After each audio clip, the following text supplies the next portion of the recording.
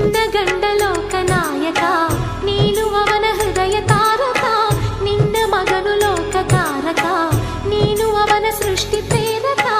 ನಿನ್ನ ದಯಲಲ್ಲಿ ಎಲ್ಲ ಬಂಗಾರ, ಮಣ್ಣಿನ ಮಡಿಲಲ್ಲ ಚಿನ್ನ ರತ್ನದ ಭಂಡಾರ. ಲಕ್ಷ್ಮೀ ಮಹಾಲಕ್ಷ್ಮೀ, ಆ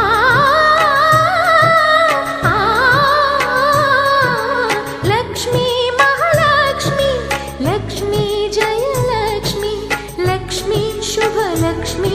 ನೀ ಸಿರಿಯಾಗಿ ಹರಿಯಾಗಿ ಬಾರಮ್ಮ, ಬಡವ